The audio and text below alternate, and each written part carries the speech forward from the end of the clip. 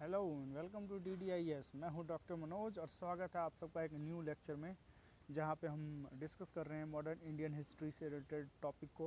और आज हम देखेंगे कि ब्रिटिश जो है ईस्ट इंडिया कंपनी की स्थापना कैसे होती है और उसका विस्तार कैसे होता है। तो कंप्लीट एनालिसिस यहां पे आपको देखने को मिलेगा, तो बने रहिए मेरे साथ। अगर आपने अभी तक मेरे चैनल को सब्सक्राइब नहीं किया है तो सब्सक्राइब करें, लाइक करें, शेयर करें और कॉमेंट करें, राइट। तो आइए हम देखते हैं इसमें क्या क्या देखेंगे। सबसे पहले देखेंगे कि ईस्ट इंडिया कंपनी का भारत में विजय के क्या कारण होते हैं। कारण में हम देखेंगे सामाजिक कारण क्या है, आर्थिक कारण क्या है, राजनीतिक कारण क्या है और सैनिक कारण क्या है, ठीक है। देन हम देखेंगे आंग्ल कर्नाटका युद्ध होती है ईस्ट इंडिया कंपनी का, राइट, वो कैसे सहायता करता है इसकी स्थापना में। सिंध का विलय देखेंगे, बंगाल विजय देखेंगे, राइट, आंग्ल मराठा युद्ध देखेंगे और पंजाब पंजाब युद्ध एवं विलय देखेंगे, राइट। तो ये सब सारे टॉपिक अगर आप इस सब एक व्यू क्लियर करना चाह रहा हूँ कि मैं यहाँ पे क्या क्या चीज़ें हम देखेंगे, तो एक कंप्लीट एनालिसिस आपको मिलेगा, राइट। तो आइए हम देखते हैं एक एक करके, राइट। तो पहला हम देखते हैं सैनिक एवं तकनीकी कारण क्या ऐसा था जिसके कारण जो ईस्ट इंडिया कंपनी थी उनका विस्तार हुआ। तो ईस्ट इंडिया कंपनी का अगर सैनिक और तकनीकी कारण के देखें तो इसका जो क्षमता था, जो सैनिक शक्ति था, वो काफ़ी श्रेष्ठ था, ठीक है। श्रेष्ठ होने का कारण क्या था, जहाँ पे जो भारतीय राजाएं थे उनके पास तोपे, बंदूकें और गोले का अभाव था। वो ज़्यादातर घुड़सवारी और हम कह सकते हैं कि भाला लाठी से लड़ते थे। तो वहीं अंग्रेज़ जो था इसके पास नई नई तक इंडस्ट्रियल रिवॉल्यूशन उस समय हो चुका था, जिसके चलते क्या था, उनके पास तोपे, बंदूकें और गोले जैसे जो जो भी चीज़ें था उनके पास अवेलेबल था। इनके कारण उनकी जो शक्तिशाली था वो काफ़ी ज़्यादा बढ़ चुका था। जो अंग्रेजी सेना था उसमें अनुशासन था, प्रशिक्षण था एवं दक्ष थे वो सब। जो अंग्रेजी सैनिक थे वो काफ़ी ज़्यादा अनुशासन में रहते थे। अनुशासन के साथ प्रशिक्षण होता था उनका, उनका जो ट्रेनिंग होता था वो काफ़ी अच्छा होता था, ठीक है। कुशल शैल्य कमांडर भी हुए, उसमें जो सैनिक था उसके कमांडर काफ़ी अच्छे अच्छे थे। जैसे क्लाइव की बात करें, मुनरो की बात करें, हेस्टिंग की बात करें, तो ये सब कुछ ऐसे पहलू है जो जो कहीं ना कहीं जो अंग्रेज की जो तकनीकी है, जो सैनिक व्यवस्था थी, उनको स्ट्रॉन्ग करने का काम किया और ये धीरे धीरे भारत में आके विस्तारवाद की नीति अपनाना शुरू किया। राजनीतिक कारण की हम बात करें तो भारत में जब ईस्ट इंडिया कंपनी आती है तो उस समय क्या होता है कि जो भारतीय पॉलिटिक्स है काफ़ी बिखरा हुआ रहता है। छोटे छोटे सिंध की बात करें, पंजाब की बात करें, बिहार बंगाल की बात करें, तो ये सब प्रांत अलग अलग राजाओं का था। और उसमें क्या था कि इंटरनल डिस्प्यूट काफ़ी होता था, इंटरनल प्रॉब्लम्स काफ़ी थे, जिसका कहीं ना कहीं क्या है कि जो अंग्रेज़ था उनको एक सम्मिलित रूप में उसका सामना नहीं करना पड़ा। और कहीं ना कहीं राजनीतिक कारण भी उनको ये हेल्प किया जिससे कि वो अपनी नीति को बढ़ा सके, राइट। आगे हम देखें कारण की देखें तो इसमें किस तरह से आप नीति का विखंडन कर रहे हैं, किस तरह से उनको बढ़ा रहे हैं, आपकी कूटनीति क्या है, सुरक्षित घेरे की नीति क्या है, सहायक नीति, ये सब सारी पॉलिसी के चलते क्या है कि जो राजनीतिक कारण था कहीं ना कहीं अंग्रेजों को हेल्प करती है अपने विस्तार करने में, राइट। आर्थिक कारण की हम बात करें तो उस समय इंडस्ट्रियल रिवॉल्यूशन हो चुकी थी, जिसके कारण क्या था, डाक तार, रेल आदि का विस्तार हो चुका था। यूरोप में वाणिज्यवाद का विकास हो चुका था, जिसके कारण पैसे भी काफ़ी अच्छे आने शुरू हो चुके थे। तो आर्थिक स्थिति भी काफ़ी अच्छी होने लगी थी।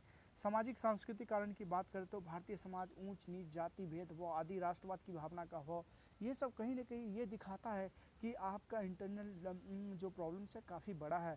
आप मतलब इतनी डाइवर्सिटी के साथ एक बड़े शक्ति का आप सामना नहीं कर सकते। तो ये सब सारी चारे कारण है जिसके चलते क्या है, कहीं ना कहीं दिखाता है कि अंग्रेज इसमें विस्तारवाद की नीति काफ़ी ज़्यादा आगे ले गए, राइट। उसके बाद हम देखिए आंग्ल कर्नाटका युद्ध भी हुआ इस बीच में। ऑलरेडी मैं आंग्ल कर्नाटका युद्ध का डिस्कशन कर चुका हूँ, पीछे डिस्कशन में लिंक डालूंगा, आप वहाँ से देख लेना।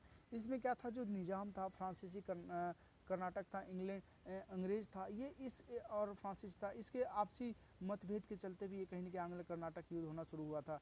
3 आंग्ल कर्नाटक युद्ध हुआ था, जिस जो पहला हुआ था 1746 से 48 के बीच, ठीक है। इसमें बर्नेट और डुप्ले के जो फ्रांसीसी और अंग्रेज के बीच हुआ था। ये जो आंग्ल कर्नाटक युद्ध है फ्रांसीसी और अंग्रेज के बीच हुआ था। तो इसमें भी जो पहला था बर्नेट और डुप्ले, ठीक है। दूसरा जो हुआ, 2 गुट इसमें बन गए थे। और तीसरा जो युद्ध होता है 1756 से 63 के बीच में, काउंट लाली और आयरकूट, ये अंग्रेज की तरफ से लड़ते हैं, राइट। तो ये कहीं ना कहीं इस तरह की जो चीज़ें दिख रहा होता है, इंटरनल चीज़ें हो रही होती है, वो भी कहीं ना कहीं जो अंग्रेज है उनको विस्तार करने का एक मौका प्रदान करता है, इस तरह की चीज़ें, ठीक है। और देन सबसे बड़ा काम होता है ईस्ट इंडिया कंपनी का बंगाल विजय। अगर हम बात करें 1651 में ईस्ट इंडिया कंपनी की पहली फैक्ट्री बनती है, बंगाल में स्थापित होती है। इसके अलावा पटना, कासिम बाजार, कलकत्ता में जो ईस्ट इंडिया कंपनी अपना विस्तार करना शुरू कर देता है। कलकत्ता में एक और ट्विस्ट आता है, जब फोर्ट विलियम होता है वहाँ पे फोर्ट विलियम की घेराबंदी कर लिया जाता है अंग्रेज के द्वारा, और एक बहुत बड़ा टर्निंग पॉइंट कहा जा सकता है इंडियन हिस्ट्री में, इंडियन हिस्ट्री में, कि किस तरह से फोर्ट विलियम की घेरा करने के बाद अपना राज्य विस्तार करना शुरू कर दिया बंगाल में ईस्ट इंडिया कंपनी ने, राइट। उसके बाद हम देखें बंगाल के शासक और नवाब। तो जो बंगाल का शासक था, जो नवाब था, वो कहीं ना कहीं क्या था कि इंटरनल डिस्प्यूट होने के चलते उसमें मतभेद होता था, और वो कहीं ना कहीं जो ईस्ट इंडिया कंपनी है उसको विजय का एक रास्ता दिखाता है। बंगाल के शासक की अगर बात करें तो जो पहले 3 शासक थे, मुर्शिद कुली खां 1700 में, शुजाउद्दीन 1727 में, और अलवर्दी खां 1756 ईस्वी में, ये काफ़ी स्ट्रॉन्ग थे। इनकी जो पॉलिसी थी काफ़ी अच्छी थी, इन्होंने अंग्रेज को काफ़ी हद तक रोक के रखा था। लेकिन उसके बाद जैसे ही अलवर्दी खां के बाद शुजाउद्दौला 1756-57 में आता है, मीर जाफर होती है, मीर कासिम आती है, ये उतना स्ट्रॉन्ग नहीं था, ये इनकी पॉलिसी उतनी स्ट्रॉन्ग नहीं थी। भाई भतीजेवाद की प्रॉब्लम्स काफ़ी ज़्यादा बढ़ चुकी थी, जिसके चलते क्या होता है, आगे प्लासी और बक्सर की भी युद्ध होता है, जिसमें कहीं ना कहीं अंग्रेज जो है एक कंप्लीट अपनी मोनोपोली स्थापित कर लेता है भारत में, राइट। ईस्ट इंडिया कंपनी से पूर्व का अगर बंगाल का हम थोड़ा देख ले, राइट, बंगाल का देख ले, तो मुगल के अधीन जो बंगाल था, बंगाल, बिहार, उड़ीसा, उसमें मुगल का अधीन था। आर्थिक संपन्नता काफ़ी ज़्यादा अधिक थी, 70% से ज़्यादा आयात बंगाल से यूरोप करते थे।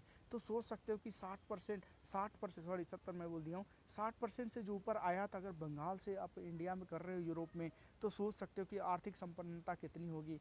गंगा का मैदानी भाग और ये सब सारी चीज़ें होने के चलते क्या होता था कि एक्सेस काफ़ी अच्छा हो जाता था। तो आर्थिक स्थिति इतनी ज़बरदस्त थी कि जिसके चलते क्या होता था कि भारत में 60% से ऊपर आयात जो बंगाल से यूरोप में होता था, राइट।